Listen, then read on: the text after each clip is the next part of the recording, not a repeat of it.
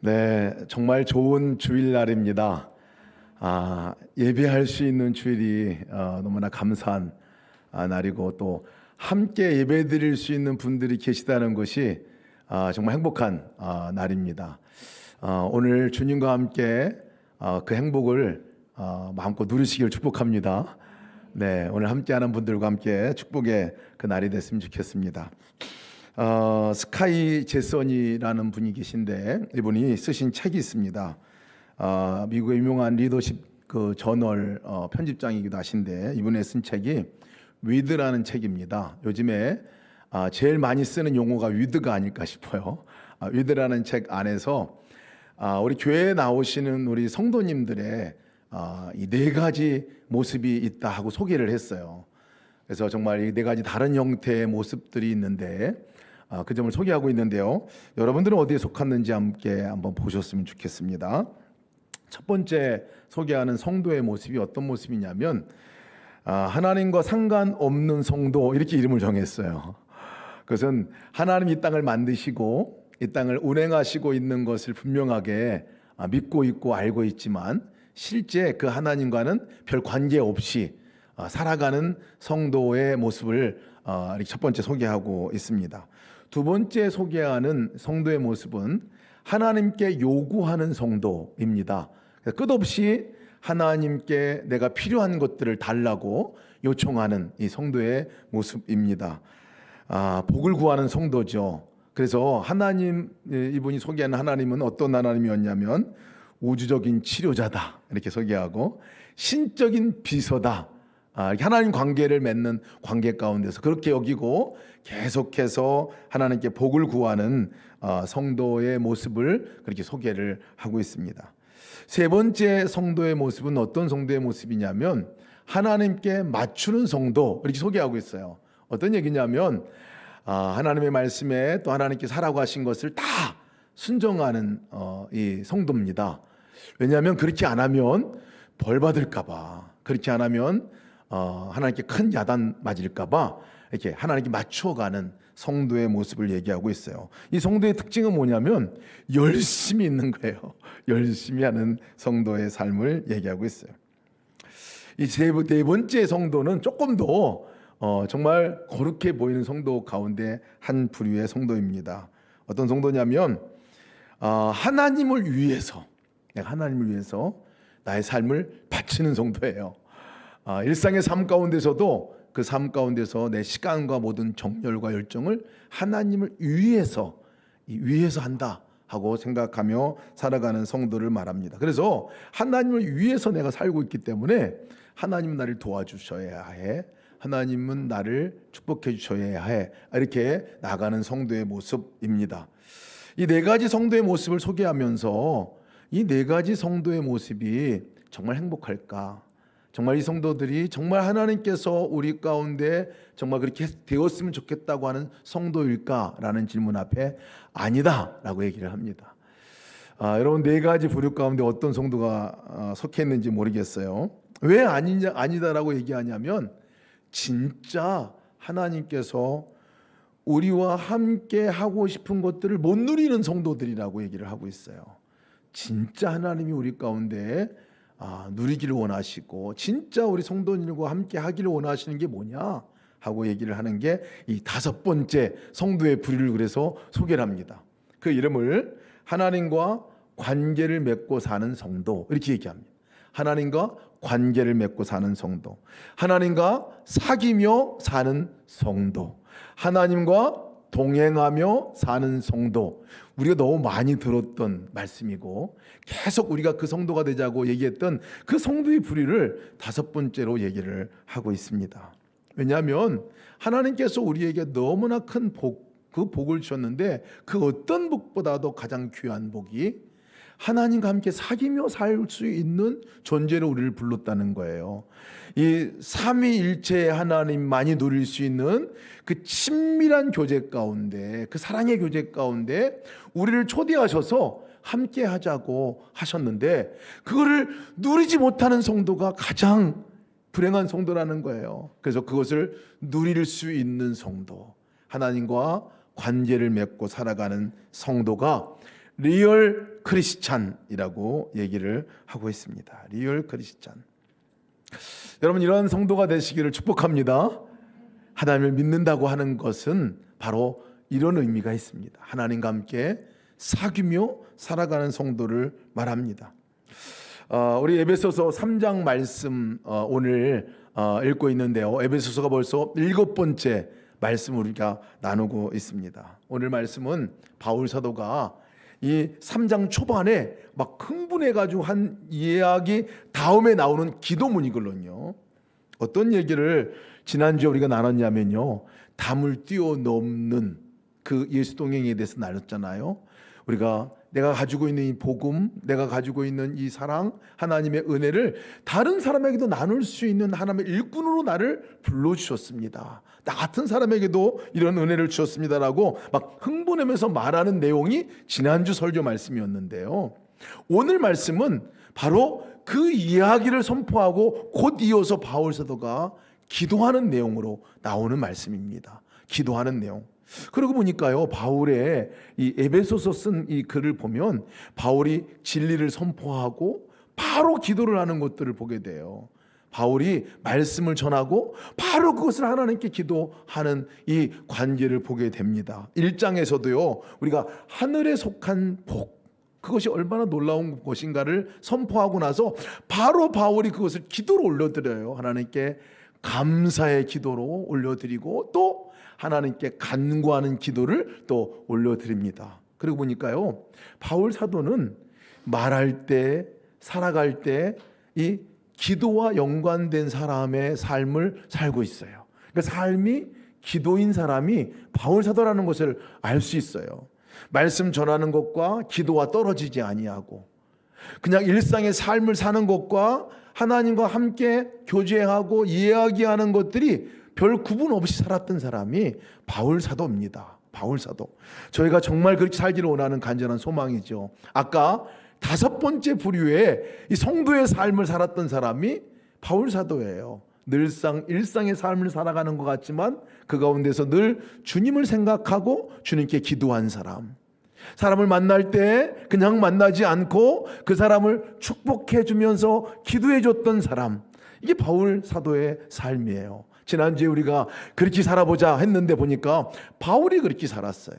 말씀을 전할 때도 그렇게 전하고 기도하고, 저의 간절한 소망의 기도기도 합니다. 말씀을 증비하고 전할 때 기도하면서 그 말씀을 전하고 증거하는, 그렇게 하게 하소서 하는 게 제 기도 제목이기도 합니다. 근데 오늘 이 바울 사도가 간구하는 내용, 기도하는 내용을 보면요, 조금 우리의 기도하고 좀 달라요. 저의 기도하고 좀 달라요. 그 내용을 함께 우리가 오늘 살펴보고자 합니다. 어떤 기도를 바울 사도가 했을까? 에베소 교인들을 향해서 기도할 때 아마 이런 기도를 하지 않았을까 싶은데요. 그 기도는 아니에요. 어떤 기도? 하나님 복을 내려 주십시오. 정말 하나님께 이 성도들을 축복해 주십시오. 성도들을 치료해 주십시오. 낫게 해 주십시오. 어려운 가운데 있는 성도를 건져내 주십시오. 하나님, 내가 이만큼 할 테니까 내가 하나님께서 나머지를 책임져 주십시오. 뭐 이런 기도. 하나님, 우리가 하나님을 위해서 일할 테니까 하나님은 우리를 위해서 일해 주십시오. 뭐 이런 기도를 드릴 것 같았는데요, 바울 사도는 그런 기도를 드리지 않고 있어요. 오늘 보니까 기도가 좀 다른 기도예요. 저는 그래서 이 기도문을 보면서, 바울이 기도한 기도를 보면서, 우리가 이렇게 기도해야 되겠구나. 이 기도가 진짜 우리가 우리됨의, 성도됨의 권세를 누리는 기도이구나 하는 생각을 가졌습니다. 3가지 기도 제목을 요약할 수가 있어요. 오늘 쭉 성경 말씀을 읽었는데 한 문장으로 쭉 읽다 보니까 구분이 잘 안 돼요. 그래서 제가 이 3가지로 나눠서 말씀을 좀 드려보려고 해요. 첫 번째 기도는 뭐냐면요, 16절의 한 기도예요. 바울 사도가 무슨 기도라냐면, 성령의 능력으로 내 속사람이 강건해지게 해 주십시오 라는 기도를 드린 거예요. 성령의 능력으로, 성령의 능력으로 내 속사람을 강건하게 해주세요. 내 속사람이 강건해질 수 있는 것은 성령님이 도우셔야만 합니다. 성령님께서 내 속사람을 강건하게 해주세요. 내 마음을 강건하게 해주세요. 내 마음을 주께서 믿음의 마음으로 바꿔주세요. 흔들림이 없는 믿음의 마음으로 바꿔주세요. 이 기도를 첫 번째 한 기도입니다. 마음을 놓고 기도한 기도. 두 번째 기도는 뭐냐면요, 17절 말씀 보면 주님, 내 마음에 믿음이 있는 그 주님이 주신 믿음으로 내 속에, 내 마음 안에 예수님께서 사실 수 있도록 그렇게 인도해 주시옵소서 라고 얘기합니다. 특별한 기도 아니에요? 이미 내 안에 거하시는데 그 주님이 계속 거하시도록, 내가 계속 그분을 의식할 수 있도록, 예수님을 내가 계속 바라볼 수 있도록 내게 믿음을 주시고 그 믿음이 계속해서 자라나게 해주세요 하는 기도입니다. 주님이 내 안에 거하시는 것과 믿음과 밀접한 관계에 있다는 것을 얘기해 주고 있는 거죠. 세 번째는요, 어떤 기도하냐면 내 안에 거하시는 그분이 누구냐? 그분은 예수님이신데 그 예수님은 사랑이십니다. 그 사랑 안에 내가 뿌리를 내리게 해주세요. 사랑 안에 터가 굳어지게 해주세요. 그래서 날이 갈수록 주님의 사랑이 더 내게 알아지고 내가 깨달아지고 누려지게 해 주시옵소서. 그래서 그 깊이와 넓이와 높이를 내가 알아갈 수 있도록 해 주시옵소서. 이 세 가지 기도예요. 세 가지 기도. 여러분, 올 한 해 동안 우리 이 기도 한번 해봅시다. 정말 이 기도를 기도 때마다 붙들고 했으면 좋겠어요. 주님, 내 마음을 내가 책임질 수 없어요. 내 속사람을 주님께서 강건하게 해주세요. 믿음의 믿음을 더하게 해주세요 하는 기도. 하나님, 정말 이 믿음으로 내 안에 주님께서 계신데 함께 계신 주님과 동행하는 이 동행의 기쁨을 내가 누리게 해주세요. 주님은 사랑이신데 그 사랑을 내가 누리고 그 사랑 안에 살게 해주세요 하는 이 기도를 여러분 함께 우리가 해보면서 우리의 믿음을 점검해 보기를 원합니다. 우리가 기도하는 기도의 내용을 보면요, 정말 간절한 소망의 기도이기도 하지만 어떤 때는 보면 이 기도 이렇게 하는 게 맞나 하는 기도가 있어요. 그 기도가 뭐냐면요, 제일 많이 하는 기도기도 합니다. 제일 간절한 소망을 갖고 기도하는 기도기도 합니다. 그 기도가 뭐냐면 하나님 여기에 임재해 주세요 라는 기도입니다. 하나님 여기에 임재해 주세요. 여기 와주세요. 하나님 내가 여기 계신 거 믿습니다 하는 이 기도예요. 저도 얼마나 이 기도를 간절하게 하는지 몰라요. 때로는 주님이 잘 생각이 안 나고 보이지 않을 때 와주세요 라고 기도를 하는데, 사실 이 기도는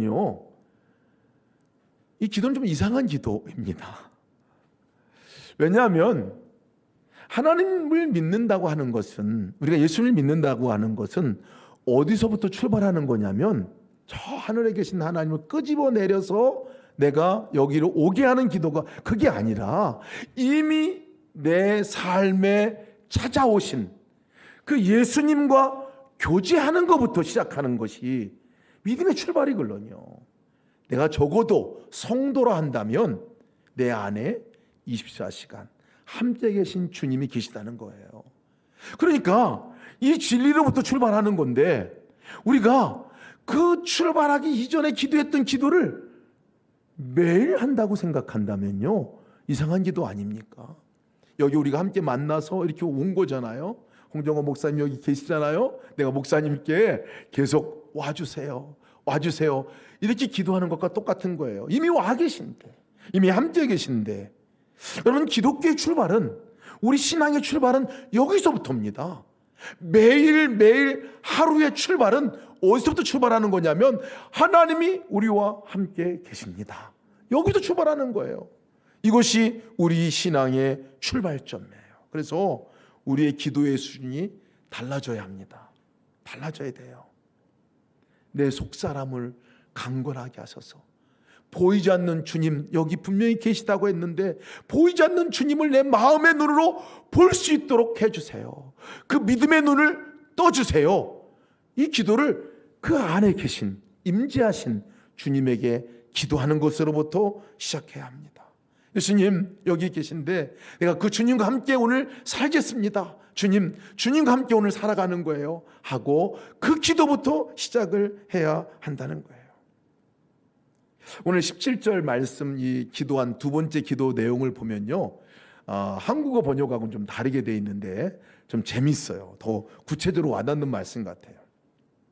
뭐라고 이 NTL 성경인데요, 여기 번역을 했느냐면, 우리가 당신이 예수님을 믿을 때, 예수님께서 그 믿음으로 예수님께서 당신 마음 안에서 집을 짓는 것과 같이 그런 역사가 일어나는 겁니다 라고 이렇게 표현을 했어요. 성령께서 내 마음을 속사람을 강건하게 하시고 내가 믿음으로 그분을 바라보면 그 두 번째 일이 일어난다는 거예요. 내 마음 안에 주님이 아예 집을 꾸리시고 홈을 만드셔서 그 집이 되어서 머물러 계신 게 분명해진다 하는 그러한 말씀입니다. 우리 마음이 예수님의 집이라는 거예요. 내 마음이, 내 삶의 마음이 예수님이 거하시는 집이라는 거예요. 내가 있는 곳 어디든지 그곳에서 예수님이 함께 살아가신다고 말씀하고 있는 번역본입니다. 로버트 멍어가 쓴 내 마음의 그리스도의 집이라는 책, 여러분 아마 대부분 읽으셨을 것 같아요. 아마 안 읽으신 분들은 저한테 말씀하시면 제가 그 책을 드리겠습니다. 이만한 작은 책인데요, 내 마음의 그리스도의 집이에요. 이것은 이 한 분이 자기 마음 안에 주님과 어떤 관계를 맺고 있는가를 표현하는 글인데요, 거실 안에, 내 마음 안에 거실 안에 예수님이 어느 날 와 계셨는데 그 예수님과 내가 어떤 관계를 맺고 있는지에 대해서 얘기를 해주는 거예요. 보니까 거실 안에 예수님이 계신 거예요. 그래서 거실에 나와서 예수님과 대화를 나누고 또 함께 인사도 하고 하면서 이렇게 살아가는 기쁨을 처음 맛보았는데, 조금 지나면서 바쁘게 시간이 지나고 출근길이 바쁘거나 뭐 이럴 때 그냥 서둘러서 나가야 되니까 갔다 올게요 하고 그냥 잠깐 보기만 하는 이 과정들을 거칩니다. 조금 지나고 나서는 그것도 이제 주님이 분명히 거기 거실 안에 계신데 갔다 와서 인사도 하지 못하고 그렇게 시간들을 지내게 되죠. 더 지나가고 나니까요, 계시긴 한데, 거실 안에 분명히 계시긴 한데 전혀 인식하지도 못하고 그냥 무시한 채 지내지는 그 모습들을 그 책에 쓰고 있어요. 그래서 주님이 내 안에 거하시는데 나는 너무나 그분을 무시하고 또 외면하고 살았던 그런 모습들을 이제 그리고 있는 책인데, 우리들의 모습들을 얘기해주고 있지 않을까 싶기도 합니다. 그 바울이 그런 기도를 드리는 거예요. 그래서 그 바울이 드리는 기도는 성령님의 능력으로 내 마음 강건해서 그 주님을 바라볼 수 있는 믿음의 눈을 뜨게 해 주시옵소서. 환경과 여건만 내가 바라보거나 내 안에 바라보지 말고 내 안에 거하시는 주님을 바라보게 해주시고 함께 동행하고 주님과 함께 사는 그 힘을 내게 주십시오 하는 기도를 이 바울 사도가 지금 하고 있는 겁니다. 계신데도 불구하고 무시하고 지내는 그 삶이 아니라, 모른 채 하고 지내는 삶이 아니라 주님을 내가 바라보고 의식하고 함께 살아갈 수 있는 그 힘을 내게 주세요 하는 이 기도가 이 바울 사도의 기도입니다. 그래서 여러분, 우리의 삶의 기도가 바뀌어야 돼요.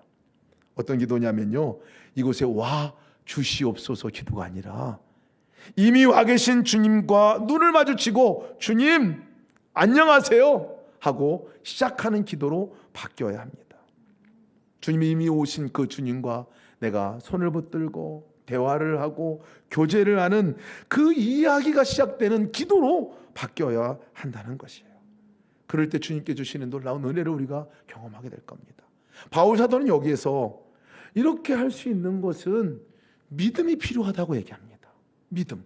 두 번째 기도에서 믿음으로 주님이 내 마음 안에 계시게 하옵소서라고 얘기하는, 주님이 계셔도요, 믿음이 없으면요 계신 것을 바라볼 수 없어요. 주님이 계셔도 믿음이 없으면 그분과 교제가 일어나지 않습니다. 우리가 왜 주님을 계속 바라보자고 합니까? 이것은 우리가 믿음을 쓰자는 거예요. 보이지 않는 그 주님, 내 눈으로는 보이지 않지만 분명히 그곳에 계신 주님을 믿음으로 보고 믿음으로 그 주님과 대화하고 믿음으로 주님의 손을 붙들고 나갈 수 있다고 하는 거예요. 그리스도인의 삶은 그렇게 살아가는 것이라고 얘기하고 있는 거예요. 달라스 윌라드 우리 목사님의 그 글 가운데 하나님의 모약이라는 책이 두꺼운 책이 있어요.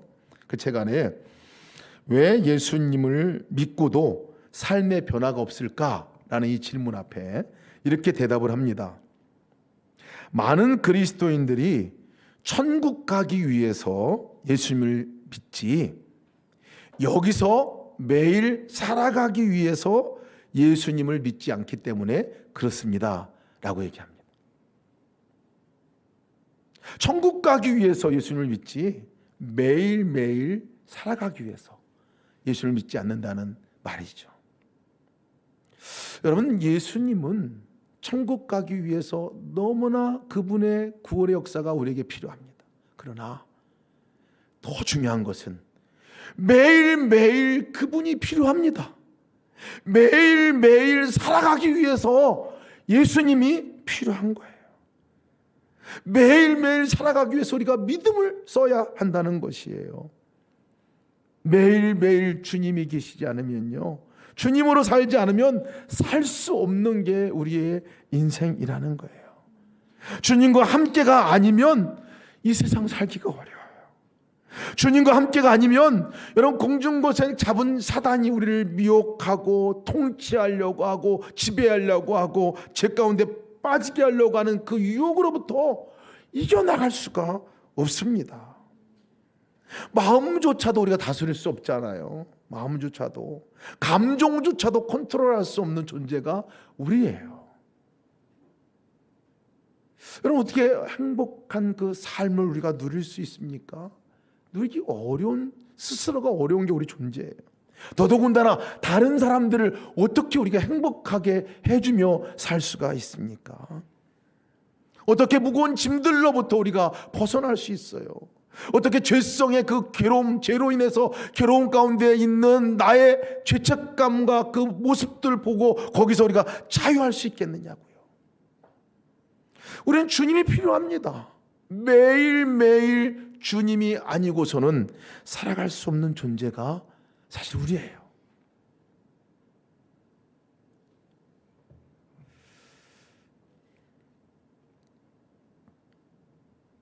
그래서 주님이 우리를 찾아오신 거예요.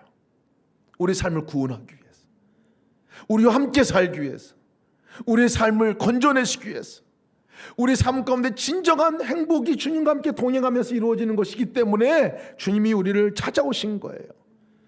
게다가 떠나지 않으신다고 말씀하시잖아요. 우리 김수민 유사 아까 간증하셨는데 우리가 버리지 않고 떠나지 않는다고 얘기하시잖아요. 오늘 바울은 좀 더 구체적으로다가 예수님과 함께 살아가는 삶이 어떤 삶인가에 대해서 이어서 얘기해 주고 있습니다. 세 번째 기도 내용에서 그 내용을 얘기해 주고 있는데요, 제가 한번 읽어드릴게요. 잘 들어보세요. 너희가 사랑 가운데서 뿌리가 박히고 터가 굳어져서 능히 모든 성도와 함께 지식에 넘치는 그리스도의 사랑을 알고 그 너비와 길이와 높이와 깊이가 어떠함을 깨달아 하나님의 모든 충만하신 것으로 너희에게 충만하게 하시기를 구하노라.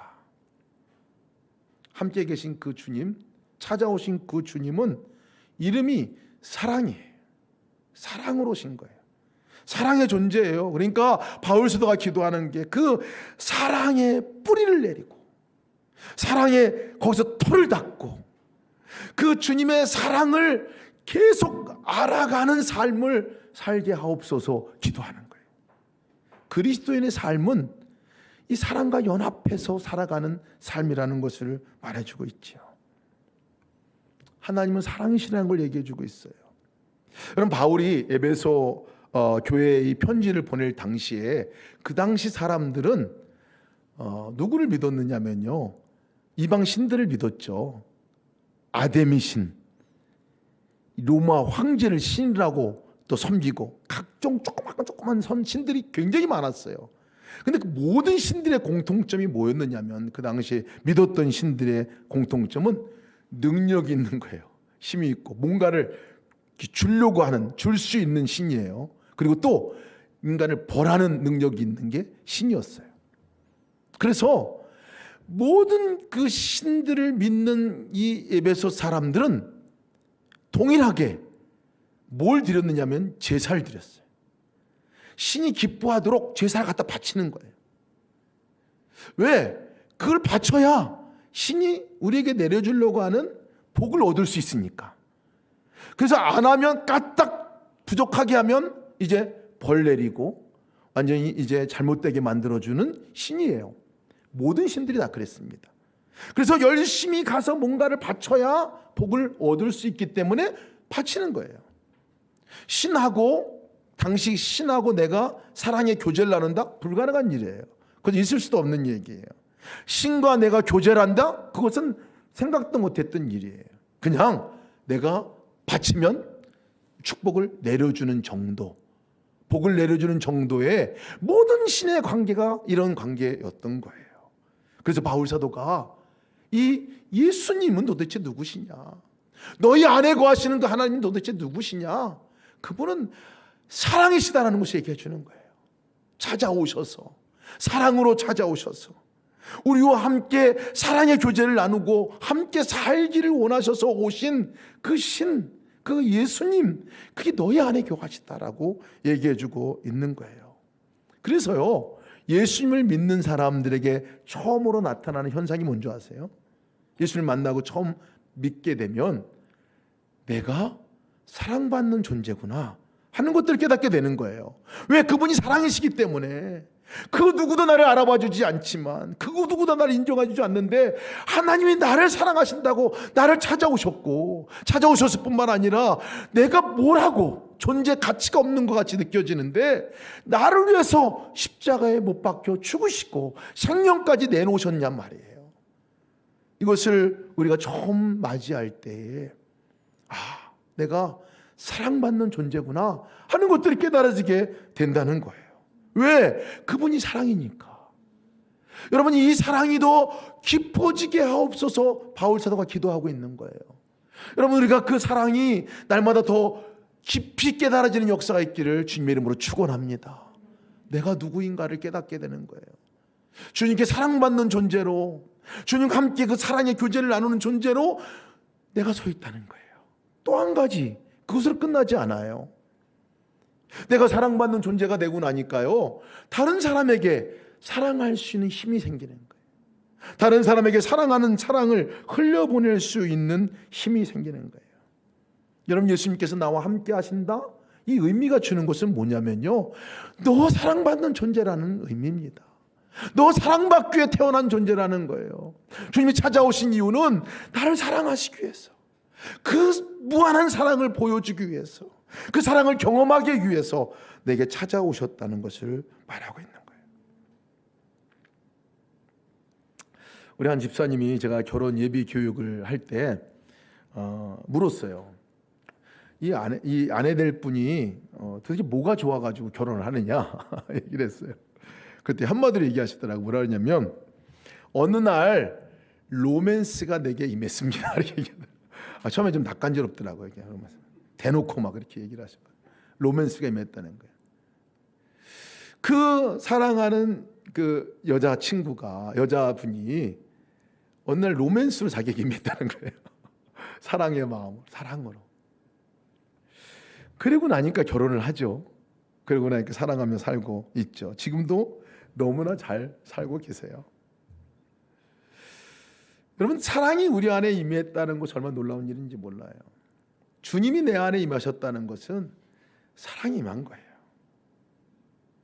여러분, 그 주님이 우리 안에 오셨다는 것은, 함께 계신다는 것은 뭘 의미하냐면요, 매 순간 그분이 우리에게 데이트를 요청하신다는 걸 말하는 거예요. 데이트를 요청하신, 사랑은 나눔이에요. 같이 사는 겁니다. 사랑의 삶이에요. 예수님께서 나와 함께 계시다? 그 말은 무슨 말이냐면, 예수님이 지금 너에게 함께 가자고 사랑의 요청을 하고 있어 라는 말과 똑같은 거예요. 제가 나의 사랑, 나의 어여쁜 자야, 일어나 함께 가자 하는 이 말씀을 제가 외울 때마다 제 존재 가치를 깨닫게 돼요. 내가 하나님의 사랑이야? 내가 하나님의 어여쁜 자야? 나와 함께 가자고? 이 말씀을 생각할 때마다 제가 다시 내가 하나님께 사랑받는 존재구나, 어여쁜 존재구나, 혼자 가는 존재가 아니라 예수님과 함께 가는 존재구나 깨닫게 돼요.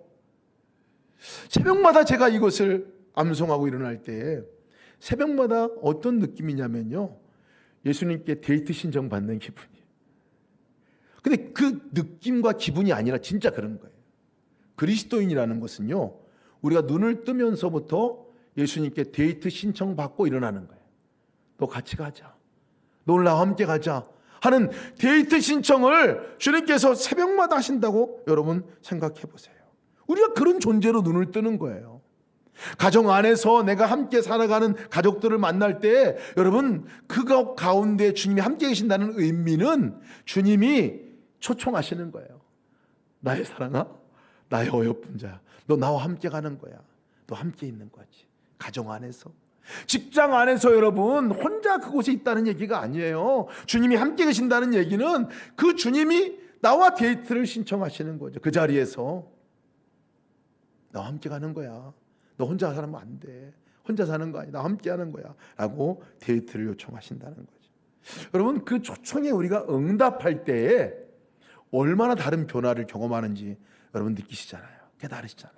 적어도 그 초청에 내가 반응하는 그 순간에 얼마나 내 삶이 달라지는지 몰라요. 내 존재가 다르게 생각이 들어지고요, 다른 사람을 대하는 태도도 달라집니다. 제가 구세근 교회 부교이신 우리 김희아 집사님 간증을 들었어요. 아마 들으신 분도 계실 것 같아요. 최근에 많이 간증을 하시는데 간증 제목이 뭐냐면요, 내 이름은 예쁜 여자입니다 하는 간증 제목이에요. 근데 이분이 예쁘진 않으세요. 겉으로 볼 때는 얼굴에 아주 이 커다란 붉은 점이 있어요. 붉은 점이. 그 붉은 아주 흉한 점이죠. 커다란 붉은 점이 있는데 태어날 때부터 이 붉은 점을 갖고 태어나신 분, 얼굴에 반 정도는 점이 있는 분이신데요. 그래서 3개월 만에 부모가 이 아이를 버렸습니다. 그래서 보육원에 맡겨져서 보육원에서 자란 분인데 늘 자라면서 자기 이름을 누가 부르지 않는다는 거예요. 자기 이름은 희아예요. 희아인데 그 누구도 희아라고 부르지 않고 친구들도 부를 때 괴물, 귀신, 아수라백작 왜 이렇게 불렀다는 게 자기의 호칭이었다는 거예요. 그래서 사람들이 자기를 이렇게 만나서 보고 나면 볼 때에 한 번 쓱 보고 지나가는 사람이 아무도 없더라는 거예요. 또 다시 보고 또 보고, 쟤는 왜 저렇게 생겼지? 왜 저러지? 이런 눈으로 쳐다보아서 자기의 소원이 어렸을 때 다른 사람이 나를 볼 때에 한 번만 보고 지나가게 해주세요. 이게 기도 제목이 될 정도의 삶을 살았던, 어린 시절을 보냈던 집사님이셔요. 누구도 자기 이름을 한 번도 불러주지 않았는데 10살 될 때에 그때 구세건의 한 목사님, 짐위건이라는 목사님이신데 이분이 처음으로 자기 이름을 불러주셨다는 거예요. 희아라고 자기 후원자가 되어주시고 그러면서 희아라고 불렀다는 거예요. 그뿐만 아니라 희아 사랑해 라는 말을 처음 들었다는 거예요. 옛날부터 보육원에 자랐으니까 보육원 안에 있는 교회도 다니고 예수 믿어 알았지만 그때 이후로 자기가 정말 예수님의 사랑이 나의 이름을 불러주시는 예수님을 그분을 통해서 만나고 예수님이 나의 이름을 불러주신 것을 깨닫게 되고 그때부터 자기가 하나님의 사랑받는 존재라는 것을 점차 깨달아지게 시작했다는 거예요. 엄청난 변화를 경험했다는 거예요. 자기 안의 마음뿐만 아니라 실제 다른 사람에 대해서도 바뀌어지기 시작했는데 이렇게 간증문에 썼어요. 아까 간증문의 이름이 내 이름은 예쁜 여자입니다 이렇게 쓴 간증문의 일부를 제가 읽어드릴게요. 사람들이 내 얼굴을 보고 저것도 얼굴이가, 내가 저 얼굴이면 나는 죽었다 이렇게라고 말하는 사람들의 말을 듣고 하나님, 저도 사람이 되고 싶어요. 손이 지우개였으면 좋겠어요. 제가 문지를 때마다 얼굴의 점이 지워지게 해주세요. 이 기도를 하면서 얼굴을 문지르기 시작했다. 문지르고 또 문질렀다. 너무나 문질러서 얼굴의 살갗이 벗겨졌다. 그러나 내게 어느 날 보인 것이 있었다. 내게 보인 분은 주님이셨다. 주님이 보였다. 근데 주님이 울고 계셨다. 뜨거운 눈물을 그분도 쏟고 계셨다. 나는 하나님의 형상으로 만들어졌고 하나님이 보시기에 좋았더라 라고 했는데, 나를 만들고 보시기에 좋았더라 했는데 나는 내 얼굴에 점을 지우기 위해서 얼굴을 문지르고 있었던 것이다. 주님의 모습을 보고 나서 나는 하나님, 다시는 얼굴 때문에 슬퍼서 우는 게 아니라 기쁨으로 울겠습니다. 그리고 하나님, 제 자신을 사랑하도록 도와주세요. 그리고 나는 쓰러져 잠이 들었다. 아침에 일어났다. 하나님은 정말 지워주셨다. 얼굴에 붉은 점이 아니었다. 점은 남겨져 있었지만 내 마음에 붉은 점을 지워주셨다. 그날 밤 주님은 내 눈에 감겨졌던 감사의 눈을 뜨게 해주셨다. 자신을 사랑하시고 또 주님과 인격적인 교제의 자리가 이렇게 회복되고 나니까, 그 사랑이 깨달아지고 나니까 보이지 않던 자기의 존귀함이 보였고 또 하나님이 보였다고 고백을 하고 있습니다. 그런데 거기에 그치지 않고 다른 사람에 대한 관계도 얼마나 놀랍게 바뀌어져 가고 있는 것들을 간증을 하시면서 마지막으로 본인이 꼭 고백해야 될 한 사람의 고백을 얘기를 해주고 있습니다. 그것도 방송에서 우리 2013년도 1월에 KBS 방송 백도씨라는 강연 프로그램에 나와서 강연을 마치고 이렇게 고백을 합니다. 그것은 자기를 버린 엄마에 대한 고백이었어요. 그 방송에서 이렇게 고백합니다. 엄마, 저를 낳아주셔서 감사합니다. 이렇게 큰 복점을 주셔서 감사합니다. 태어나자마자 당신에게 아픔을 드려서 죄송합니다. 나를 가슴에 품고 얼마나 당신은 아프고 무서웠습니까? 아기를 낳았지만 낳았다고 자랑도 못하고 손가락질만 받고 얼마나 아픈 눈물을 삼키셨습니까? 이런 저를 낳아주셔서 감사합니다. 만나서 감사의 인사를 드리고 싶습니다. 보고 싶습니다. 엄마 아빠를 만나고 싶습니다. 이렇게 거기서 고백을 했습니다. 그러면서 이 간증문의 마지막 이렇게 고백합니다. 나는 고아로 버려졌지만 하나님은 나를 버리지 않고 가장 아름다운 가정을 선물로 주셨습니다. 축복을 외면하고 원망만 하고 살았다면 나는 이런 기쁨을 만나지 못했을 것입니다. 하나님께 감사하라, 범사에 감사라는 말씀이 내 인생의 말씀이 되었습니다. 어떻게 이런 고백이 가능할까요? 바울이 고백한 이 기도가 사실은 그런 것을 가능케 하게 하는 기도입니다. 내가 믿음으로 함께 계신 주님을 바라보게 하시고 내 안에 거하신 그분을 내 안에 거하실 수 있도록 믿음을 사용하게 하시고 그분이 사랑이신데 사랑이 더 깊어지게 하시옵소서라는 이 기도. 김희아 집사님은 그 기도대로 정말 그 주님을 만나고 주님과 함께 살아가는 삶을 살게 되는 성도의 삶을 누린 것이죠. 여러분, 우리 가운데 이미 주님이 임재해 계십니다. 이미 와 계셨어요.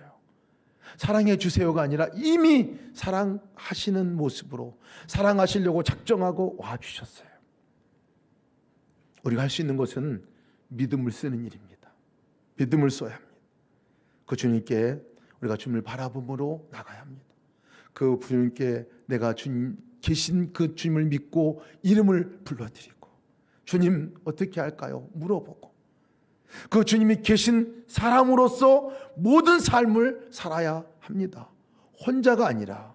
그래서 다른 사람을 만날 때 축복 기도를 해드리라고 하는 이유가 내 안에 계신 그분이 그 사람에게 무엇 해주기를 원하시느냐 생각해 보면요, 그 시간에 축복을 나를 통해서 축복 기도를 해주지 않겠습니까? 그 기도를 해주는 거죠. 그것이 내가 주님을 바라보는 길이기도 하고요, 그것이 나를 통해서 그 사랑이 흘러가는 길이기도 하기 때문에 그렇습니다. 올 한 해 여러분, 우리 이 기도 한번 해봅시다.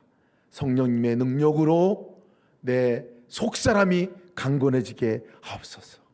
믿음으로 주님이 내 안에 계속해 하시도록 인도하여 주시옵소서. 사랑의 주님을 더 깊이 내가 알아가게 해 주시옵소서. 우리가 그 기도를 하면서 그 주님을 누리며 살아가기를 축복합니다.